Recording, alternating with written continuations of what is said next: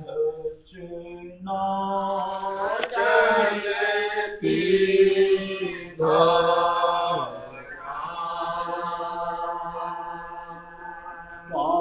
स्वामी है भंडारा रचना चलती धारा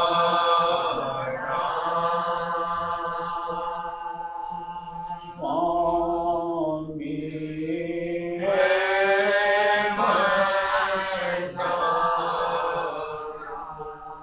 सब में है बात उसका सब में प्रकाश उसका सबके अंदर झलके तो खोले देख पलके सब में है बात उसका सब में प्रकाश उसका सबके अंदर झलके तो खोले देख पलके बाहर में क्यों डोले स्वामी है खिलौले रचना चलती धारा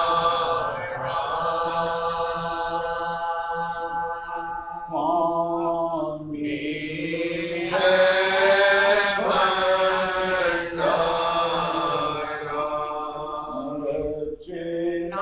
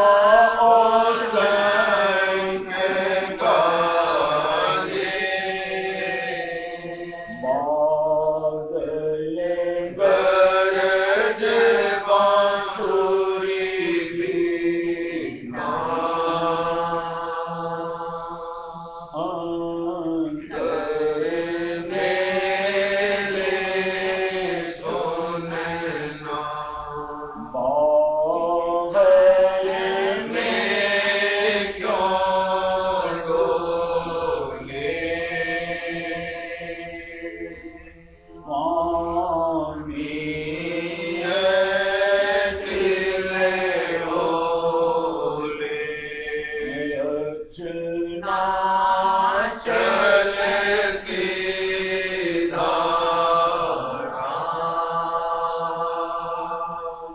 स्वामी है भंडारा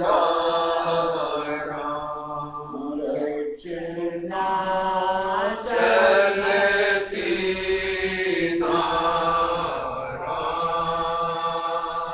स्वामी है भंडारा रलिया स्वामी से करो जल से सज तरो सतगुरु से पाओ वरो राधा स्वामी जागर करो रलिया स्वामी से करो भव जल से सज तरो सतगुरु से पाओ वरो राधा स्वामी जागर करो बाहर में क्यों डोले स्वामी है तिलडोले रचना चलती धारा स्वामी है भंडारा रचना चलती धारा स्वामी है भंडारा।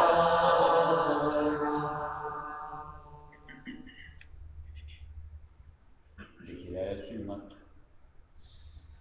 अपने आप में एक अलग ही है,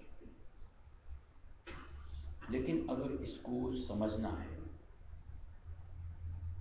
सबसे पहले तो अपने दिमाग को, मस्तिष्क को, यूं कहो पहले जितना कुछ इसमें समा रखे उसको खाली करना चाहिए।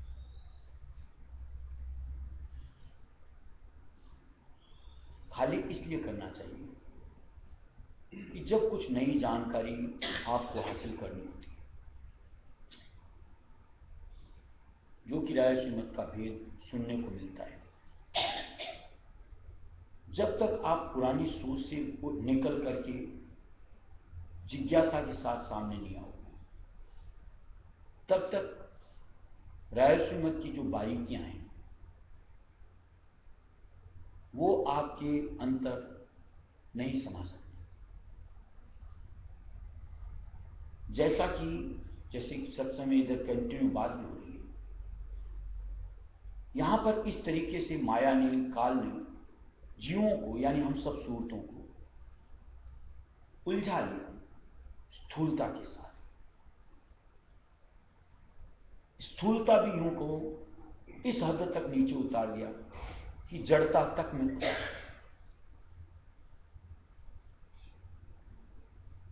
अब उस जगह से मालिक हम जीवों को यानी जड़ता से हटा करके आज चेतन अंग तक लाने का प्रयत्न करते हैं। अब जिसके अंदर में कौतूहल होता है, यानी समझने की आखिर क्या और ये कैसे मुमकिन, उसको कहीं ना कहीं पहले अपनी पुरानी सोच को अलग करना चाहिए। जहां आप अपनी पुरानी सोच से हट करके खुले मन से सत्संग सुनो, मालिक के ग्रंथ पढ़ो। क्योंकि रायसू मत में तो कहीं सुबह भी सत्संग में जैसी बात हुई, जबरदस्ती जीव को बंदिश में लेने का प्रयत्न किया ही नहीं गया। और यहां तक खुल करके मालिक की तरफ से कहा गया है कि जब तक आपको पूरी तरीके से तसल्ली न हो, पूरी तरीके से समझ न आ जाए, बल्कि यहां तक दिया गया है कि अगर अंतर में आपको कुछ उस चीज का एहसास न मिले, तब तक आपको ऐसे व्यक्तित्व के साथ जिनकी मार्फत आपको सुनने को मिलता है, उन्हें गुरु रूप में वर्ण करके उनके आधार के साथ अंतर में आना ही नहीं चाहिए। इससे बड़ी चैलेंजिंग बात क्या हो सकती है?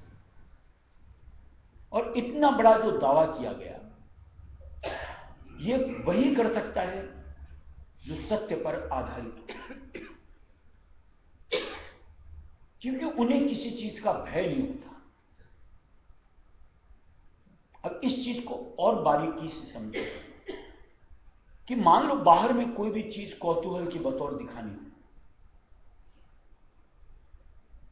तो ये तो कोई भी, जैसे आज ये जो जादूगर वगैरह होती हैं,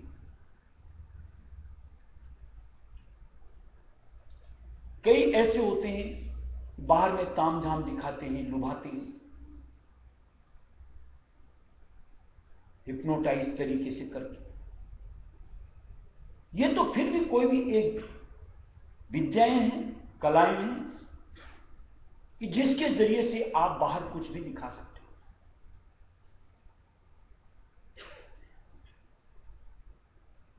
जैसा कि सुना हूं, महाराज सत्संग में चर्चा भी किया करते थे कि जैसे कलकत्ता में सर्कस, नाटक ये सब लगते रहते थे, जादूगर के खेल वगैरह, ऐसी ऐसी करतब दिखाते थे कि जैसे कहते हैं दांतों तले अंगुली, जैसे हाथ ऐसे किया, ये चीज ला, और वो चीज हाथ में आ जाती थी। कैसे होता था? ये कहीं ना कहीं आंखों को स्थिर करके उस स्वरूप को क्या है उसको उस रूप में परिणित करके आपको दिखाना, बाहर की चीज। अभी हम बात कर रहे थे, जब तक अंतर में जो मालिक यहां भेद देते हैं,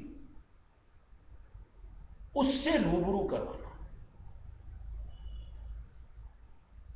ये तो कोई एक साधारण इंसान किसी भी विद्या, किसी भी चीज से, जैसे मान लो मैं अभी आंख बंद करके बैठा, अब मेरे अंतर में वो कौन क्या दिखा सकता है? और अंतर में अगर कुछ झलकेगा, दर्शेगा, वो तो निराकार सत्ता ही दिखा सकती है। और रायस्वी मत है अंतर का। यहां बाहर की कोई भी विचित्रताओं को तरजीह दी ही नहीं कि आप उनसे आसक्त हो, कि उनसे लुभाओ, कि उनके साथ बढ़ जाओ। इसलिए सुबह सत्संग में जो एक शब्द आया था, परख, कोई भी बात रायस्वी मत के अनुसार बताई जाती है, मस्तिष्क साफ करो और उसको जांचो, परखो, और जब रिजल्ट मिल जाए तब तो अंतर से स्वीकार करो। और इसमें क्या गलत है?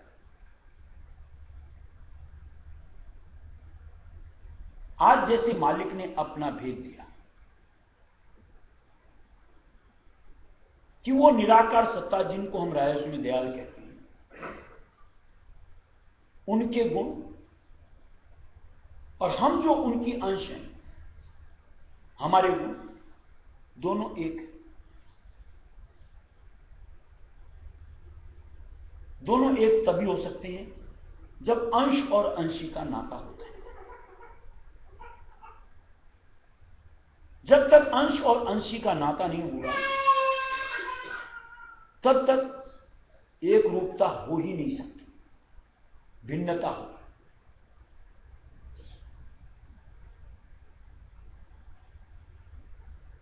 मालिक के लिए उन्होंने जो भेद दिया कि वो शब्द स्वरूप ही है, यानी उनमें शब्द की धार अनवरत बहती है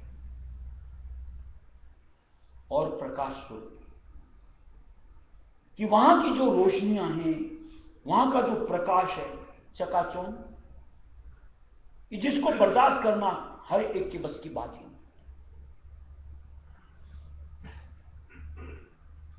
और इसी तरीके से हमारे गुण को सूरत यानी आत्मा की,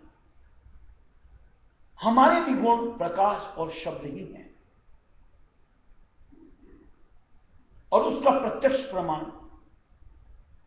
अपने आप के अंदर में आप खुल करके देख सकते हो। कि जैसे समझ लो कि कोई भी जीव इस मंडल में आया, गर्भ से बाहर आता है,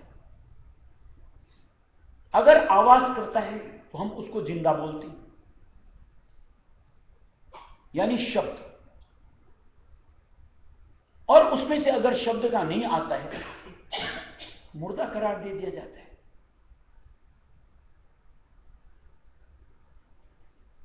इसी तरीके से हर जीव में जो भी सूरत यानी आत्मा मनुष्य देह में आ बैठती है, उसके चेहरे के ऊपर यहां जो आत्मा का ठेका है, उसकी अलौकिकता की वजह से अपने आप एक छठा मुखमंडल पर आती है, रोशनी।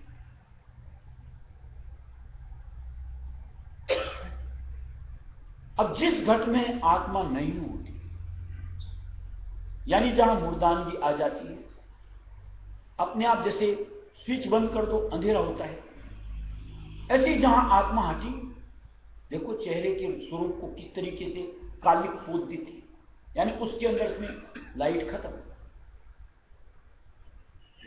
क्या ये प्रत्यक्ष प्रमाण शब्द स्वरूपी प्रकाश स्वरूपी होने के नहीं होते? अब जैसे जात से जात को मिलना है, यानी आत्मा को उस रायस्वी दयाल से वसीला, वही प्रकाश का, वही शब्द का होना। अलग इसके अगर कोई और जुगत धार करके आगे बढ़ता है तो निश्चित तौर से भरमेगा, जैसे कि सारी दुनिया भरम रही कि प्रकाश क्या होता है, शब्द क्या होता है, जानकारी ही नहीं। बेतरतीब तरीके से जो इच्छा वो करते जा रहे हैं और संज्ञा देते हैं हम धर्म कर रहे हैं। अब वो शब्द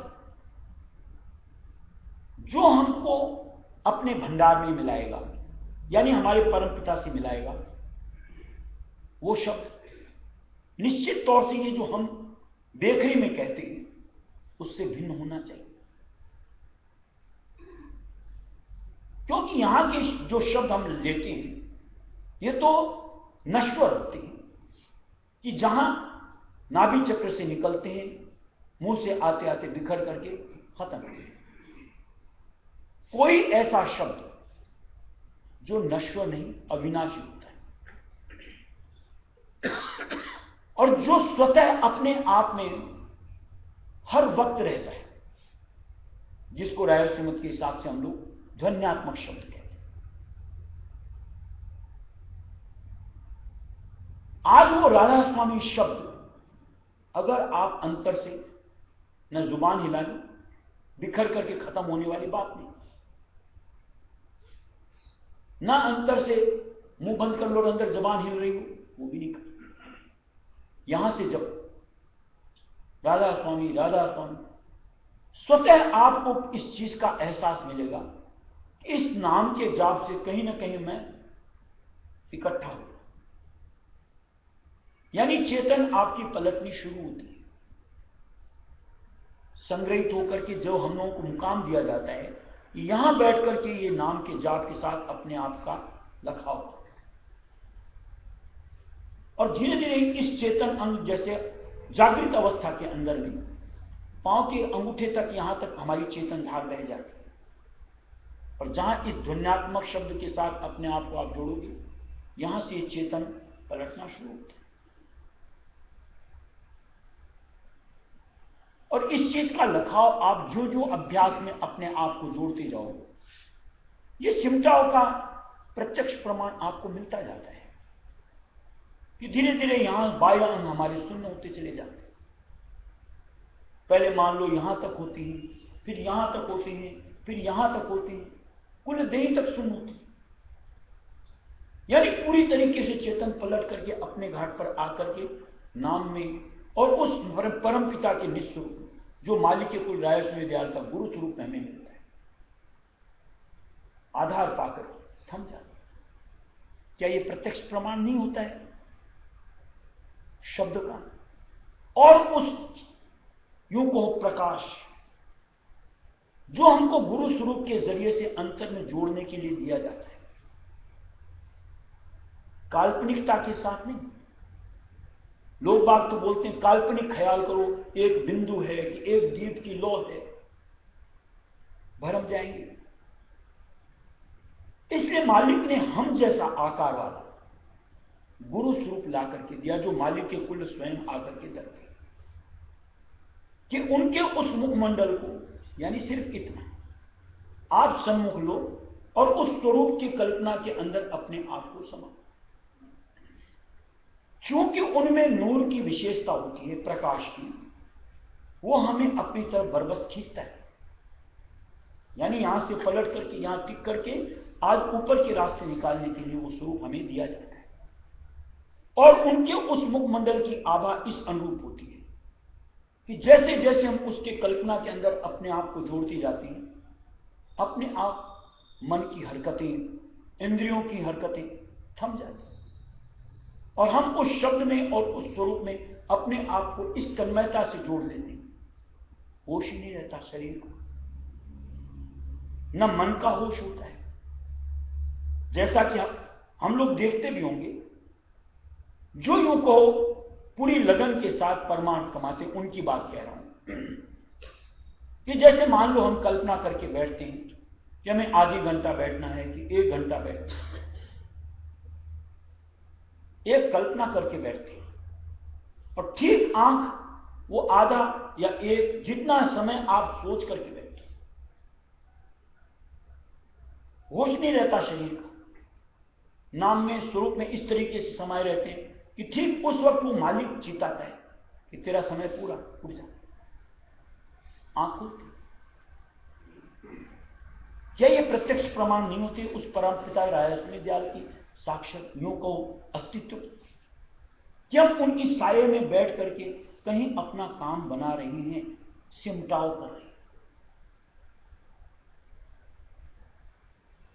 और इसके बाद जो आगे के मालिक ने भेज दिए मुकाम दर मुकाम, आज्ञा चक्र से लेकर के आगे तक, बल्कि यूं को पिंड में बुधा चक्र से लेकर आज्ञा चक्र तक अपने आप एक एक की वाकिफता जो जो आगे बढ़ते जाते हो रास्ते में आपके साथ जुड़ती जाती, यानी निश्चित तौर से परख आती जाती। जैसे इस कड़ी इस शब्द में भी आया कि घंटा और शंख सुने, बादल गरज मृदंग सुने। आप आगे बढ़ोगे, आज्ञा चक्र से ऊपर निकलोगे, पहला स्थान सहस्त्र को जो दिया गया आपने, वहां दिया गया घंटे शंख बजते रहते। यहां तो मंदिरों में ला करके पीतल के, तांबे के, कांसे के ला करके टिका दिए जाते हैं घंटे, बजाओ उनको।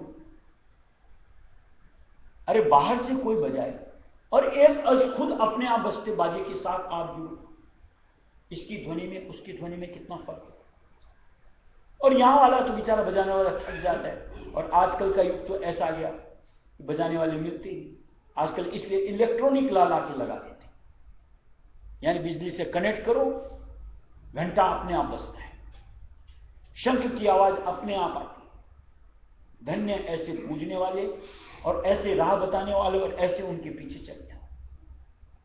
थोड़े से रहस्य मत के हिसाब से आगे बढ़ो, देखो पहले स्थान किस तरीके की आरतियां होती हैं, घंटे शंख किस अनुरूप बजते हैं कि उसको सुन के सूरत मगन होती है।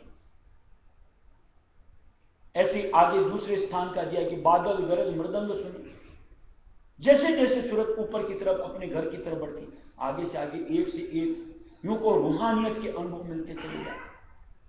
तब तो कहीं आप मानोगे कि हकीकत में रहस्य मत का एक एक भेद जो कि यहां अक्षरों में दिया गया, वो अंतर में किस तरीके से अनुभव के साथ हमें मिलता चला है। और वो मालिक का जो निस्वरूप गुरु रूप में हमें मिलता है, बढ़ करके और प्रकाशवान नूरवान होता होता मालिक के कुल के रूप में तब्दील होता है, यानी रहस्य में विद्याल के रूप। ये काल्पनिक बातें नहीं, थोड़े से इस आधार को हटो, यानी दुनिया जो अंतर में समाई होती और मालिक ने जो भेद दिया उससे आप अपने आप को जोड़ते चलो। सब कुछ खजाना मालिक ने आपके लिए, हमारे लिए दिया। जिसकी इच्छा हो जितना चाहे भर के लूटो, अपने खजाने को भरो, यानी इस पिंड को भर करके माला माल हो जाओ, यानी नर्तन को पा करके अपने आप को धन्य करो।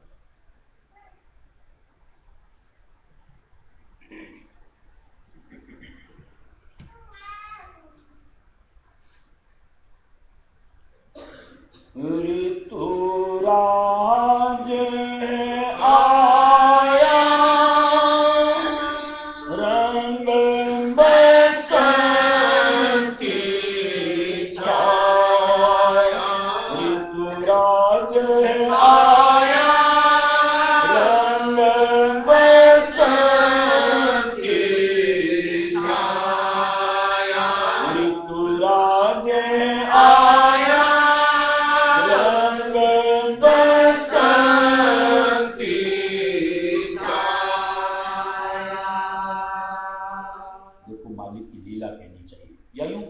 विशेष जीवों के ऊपर अपार दया कहनी चाहिए कि जैसे मान लो शुरू के अंदर में हम कोई भी जीव मालिक की शरण से जुड़ते हैं, कहीं न कहीं से निकल करके आते होते हैं, और जितनी जिंदगानी हमने समझ लो पुराने किसी चीज से जुड़ करके की होती है, अचानक से एक तरफ हट जाए जरूरी है।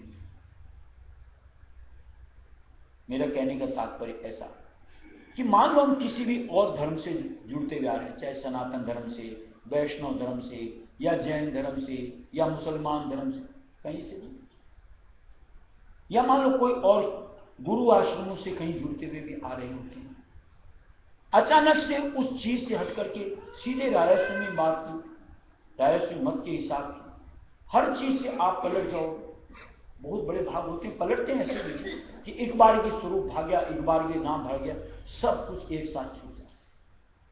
लेकिन नहीं तो जैसे जैसे आपके अनुभव बढ़ते, मालिक ने बात ही नहीं किया कि सब छोड़ कर किया, नहीं तो तुझे रायस्व में नाम नहीं मिलेगा।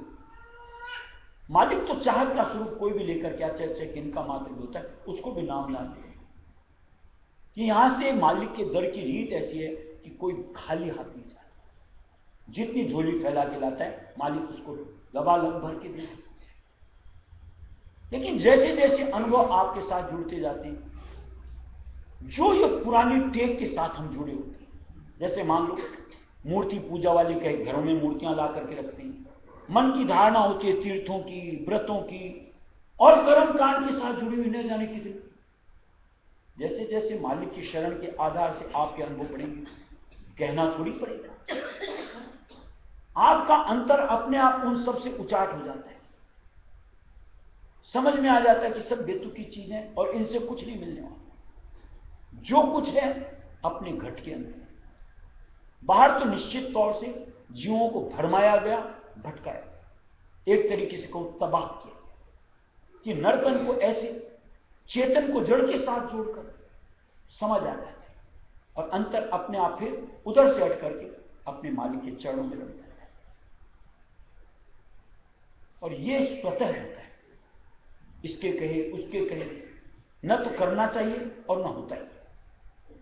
कई ऐसे होते हैं ऊपर से दिखाने हम ये कर चुके, हम ये कर चुके, लेकिन टटोल टटोल करके देखो कहीं न कहीं सोच कहीं न कहीं जुड़ी रह जाती है, और निश्चित तौर से जो अंतर की राह पे नहीं आती, रहस्यमत अंतर का है, चूंकि अंतर की राह पे नहीं आती, ये संशय नहीं दूर होती, इसलिए कहीं न कहीं अपने आप को जोड़ करके।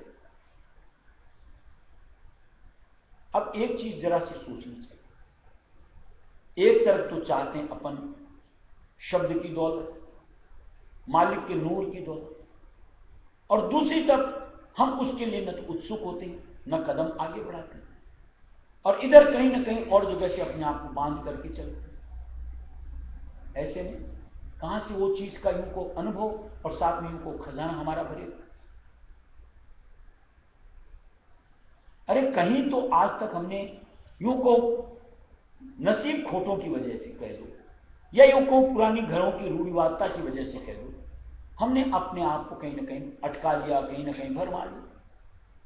आज जब मालिक की शरण मिली, इसमें कहीं ना कहीं तो मालिक की मौज है। ऐसे ही तो कोई सत्संग में आ नहीं बैठता। और उस मौज को बढ़ करके अपने साथ जोड़ने के थोड़े से संतों के कहे अनुसार बढ़ करके देख लेना चाहिए, क्या घटेगा, क्या नुकसान हो सकता है। क्योंकि यहां हमको कहीं गलत तो नहीं सुझाया जाता, कि गलत राह पे तो नहीं बढ़ाया जाता कि तो इस मूर्ति को छोड़ इस मूर्ति को पूज। यहां तो हमको चेतन से चेतन को जोड़ा जाता है, जिसमें किसी तरीके का नुकसान होने का भय ही नहीं होता। यहां तो यूं नहीं कहता कि बस तू इसी को बाहर ही बाढ़ गया। यहां तो मालिक जिनका दामन पकड़ाता है, मालिक बोलता है इस स्वरूप को तू अपने अंतर समझ। अगर सच्चे होंगे तो अंतर आएंगे, पकड़ो उनका साथ, बढ़ चलो, फिर सोचना क्या।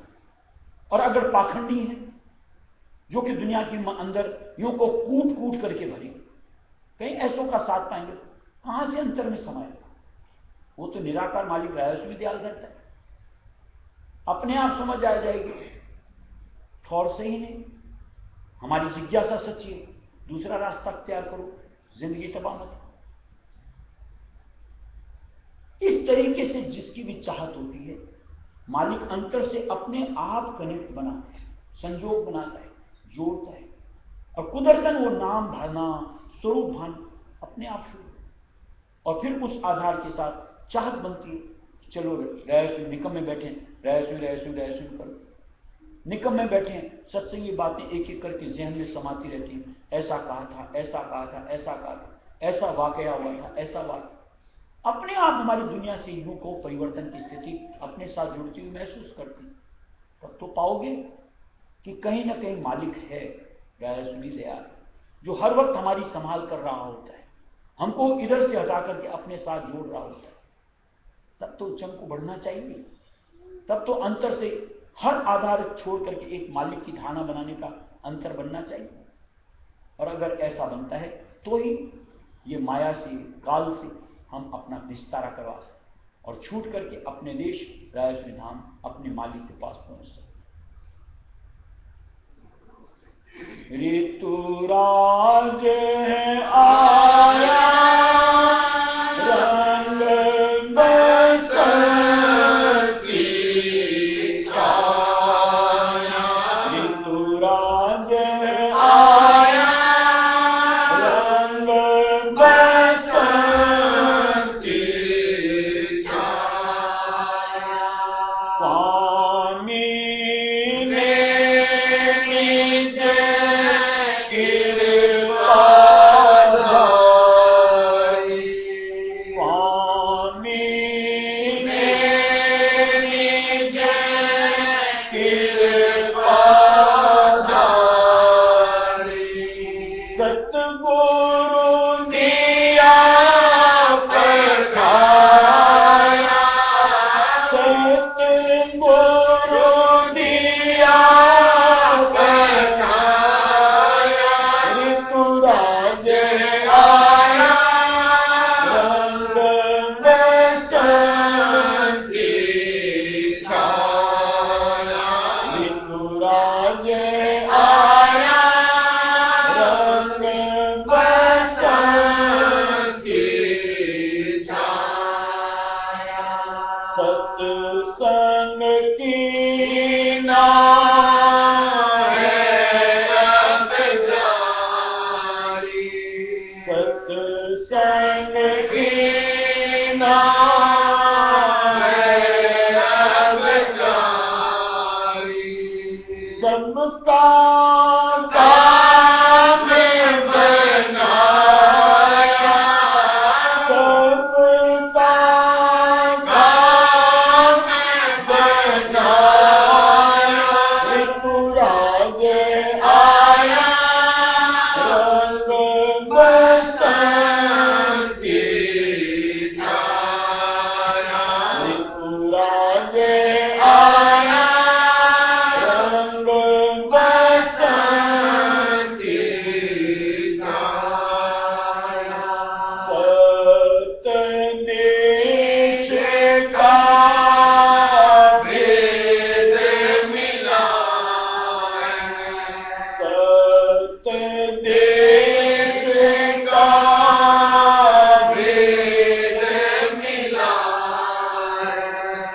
शब्दन जड़िया लाया, शब्दन जड़िया लाया, राज आया रंग बसंती छाया, राज आया रंग बसंती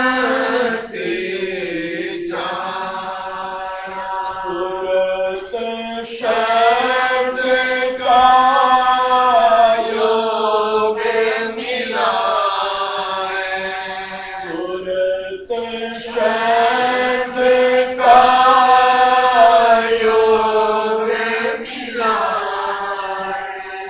प्रेम से जाए कमाया, प्रेम से जाए कमाया, ऋतुराज आया रंग बसंती छाया, ऋतुराज आया रंग बसंती छाया, अब भी जो कोई संग न लागे, अब भी जो कोई संग न लागे, वही वार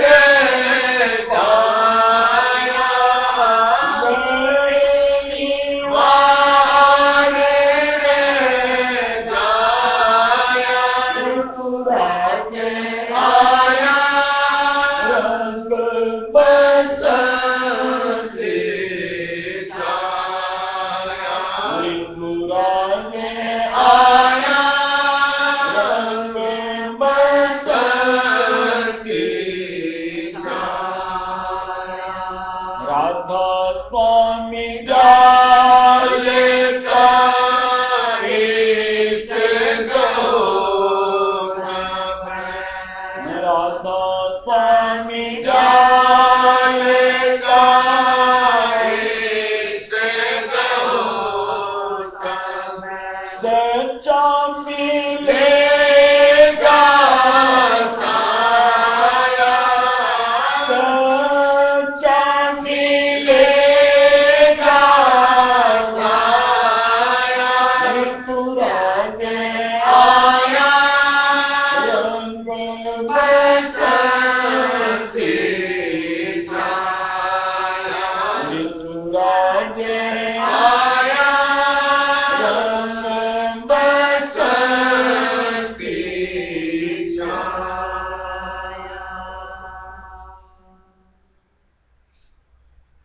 देखिए, व्योम होता है, अवसर होता है, हर वक्त नहीं बनता, हर वक्त नहीं आता, और जो सोच विचार में रह जाते हैं वो अवसर कहो, वक्त कहो, आपका इंतजार नहीं करता। इसलिए जब कभी भी समझ आवे, व्योम बने, अपना फायदा कर लेना चाहिए, उठा लेना चाहिए, और जो अपना फायदा कर लेता है वही समझदार होता है और वही यूं को माला माल, और जो कहीं रूढ़िवादिता की वजह से सोच विचार के साथ उलझ करके क्या करूं, न करूं, कैसे करूं, होगा कि नहीं होगा, इसी उलझन की उधेड़-बुन में रह जाता है, समय तो पास हो जाता है, और जो यूं को हर उलझन को उनके ऊपर डाल देता है कि मालिक आपने व्योम दिया है, मैं तो आ गया, अब जो हो आप देखो मालिक उसका काम कैसे संभाले। इसके लिए मालिक ने क्या दिया? कामी तरे, क्रोधी तरे, लोभी तरे अनंत, हर किसी का काम मालिक संभालता है, और निश्चित तौर से हमें से कोई निर्विकार तो है ही नहीं, और मालिक की धारणा भी नहीं है कि हम निर्विकार हैं, इसलिए मालिक अपनी शरण में। मालिक तो जीवों को काम बनाने के लिए, यानी विकारों से अलहदा करने के लिए ये सत्संग का बेड़ा ला करके लगा। कि जहां कोई भी जीव आवे अपने आप को निर्विकारी बनावे, हर विकार को मालिक के भेंट अर्पण करे। जो आज सच्चे मन से मालिक के ऊपर कुर्बान हो जाता है, उनको अंतर से धार करके उनका प्रेम अंतर समा लेता है, उसके लिए इन विकारों से पीछा छुटाना कोई बड़ी मुश्किल बात नहीं है। क्योंकि जहां मन मालिक से जुड़ जाता है, फिर अपने आप यूं लगता है मालिक को नहीं पसंद, मुझे नहीं करना। दूसरी समझ ये आती है कि जब मुझको मालिक से मिलने के लिए इधर बढ़ना है और ये विकार मुझको इधर नीचे घसीटेंगे, मैं इनका संग क्यों करूं? अपने आप सोच के साथ हमारा अटैचमेंट उधर का कम होते होते खत्म हो। ये मालिक की दया मेहर का परिणाम है, जीव के बस की बात नहीं। जीव के बस में तो इतनी, जैसा अपन देखते हैं सुपरस्टिशियस जिसको बोलते हैं, पढ़े लिखे वैज्ञानिक कहो, कौन से क्षेत्र के कहो, किसके अंदर नहीं समाई होती इतनी ज्यादा यूं को भ्रमना। आज वहां से जीव को हर भ्रम से छुटा करके एक अवधारणा सच्ची बनाना, क्या जीव अपने आप कर सकता है? कतई। लेकिन जिसके मन में मालिक का सच्चा प्रेम समा जाता है, उसके लिए कहीं से भी पलट करके अपने घाट पर आना कतई मुश्किल नहीं।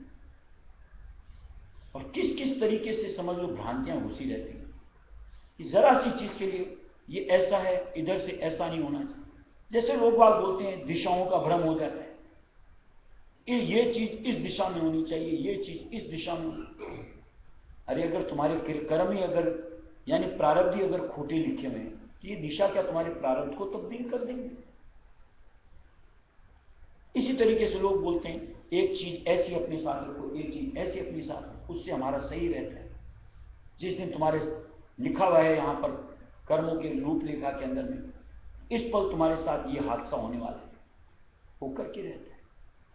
उस वक्त चाहे वो चीजें आपके साथ हों, आपका यूं घर से निकलने का ऐसा वैसा, कोई भी एक जिसके साथ जुड़े होते सब करके निकले हो, तो क्या आपकी वो जो अवसर जो वक्त दिया हुआ है चल सकता है? खुद से पूछोगे अपने आप जवाब मिलेगा। और रायसी मत ऐसी भ्रांतियों में कतई विश्वास ही नहीं करता और न कहीं उलझाता है। इसलिए मालिक ने तो एक सच्चा विश्वास दिया कि अंतर से रायस में जो तेरे लिए नसीब में लिखा है कर्मों के अनुसार सब आएंगे। लेकिन चूंकि चित्त मालिक के चरणों में जुड़ा होगा, अपना भोग जिस अनुरूप उनको देना होगा उस अनुरूप तुमको नहीं व्यापेगा, आएंगे व्यापेगा।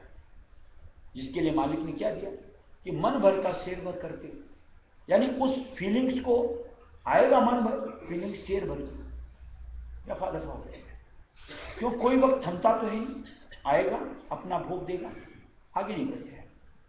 चूंकि हमारी मालिक के साथ यारी है, मालिक के प्रति हमारा चित्त लगा हुआ, भोग आया गया, जितनी फीलिंग हुई और उसमें भी बढ़कर के मौज थी, ये मजे और है। और अपने आप उस फीलिंग्स के साथ हमारा मालिक के प्रति भाव और उमड़ता है, यानी परमार्थ का प्रवाह और तरफ यूं को रफ्तार के साथ बढ़ता हुआ ठीक हमको मालिक के करीब देता है।